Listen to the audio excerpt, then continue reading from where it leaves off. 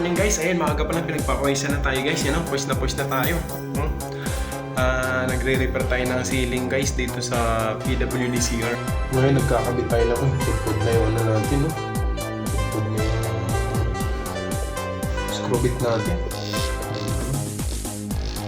Kasi yun, mahirap pala ito. So yun, pinabit natin yung screw bit kasi i-screw na natin yung ibang mga paring dun sa piece niya. Hanap tayo ng black screw. Yan, ito yung sa exhaust niya guys. Ito yung sa exhaust niya. Ayun.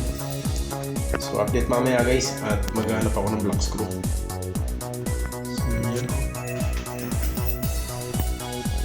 Tapos yan yung red pendant. Andyan nakalagay yan. Ilaw natin. Yun, battery operated yan. Para pag pinatay siya, hindi siya agad-agad namamatay. Nawawala. Charge pa.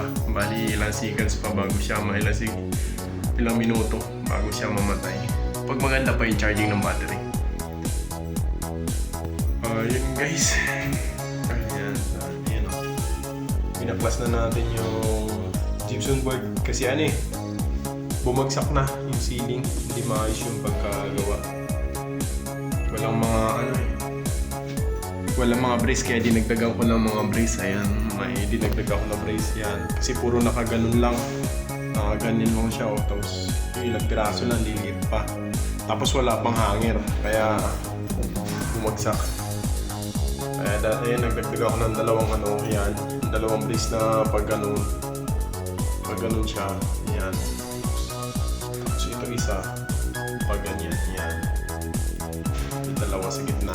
Tapos sasabitan natin ng hanger yan sa gitna. Ayun. So samahan niyo ako guys. Yan ang project natin ngayon. Mag-repair ng ceiling sa PWD-CR. Ayan. So samahan niyo ako. Update ko na lang kayo mamaya. Yun. 2,000 years later.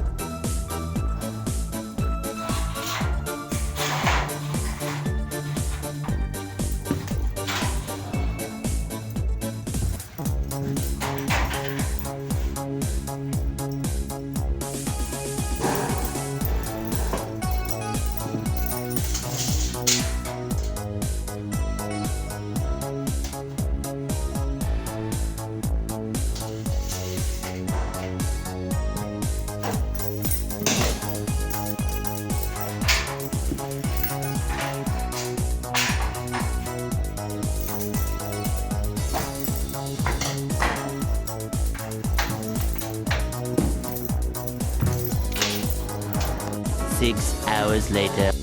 Okay na guys, tapos na na-install yung paring natin guys. Ayan yung paring natin. Ayan o. Kabit na yung paring natin. Ikot. Ayan.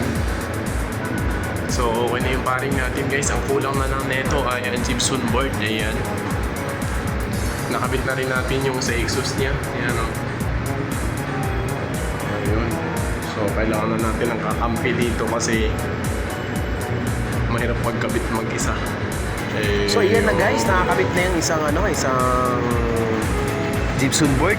Ayan o, yung pinabitan na namin ng ilaw, tapos yung butas doon sa sprinkler, doon sa red pendant. Ayan o, ayan, nakakabit na siya. So yung kabilang side na lang guys, yung sa dulo. Ayan o, ito yung sa kabila. Ayan, gugupitin natin ulit at isusukat natin para doon sa kabilang side para matapos na ang project natin.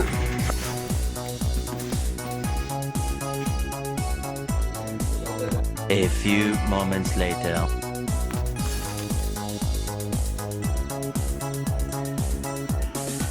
Ayun na guys, tapos na. Ngayon naman ay mag-skim coat tayo guys. Ayan, skim coat natin. Dito si Oliver Carmex Vlog, nagpapugi pa. Ayan, ano?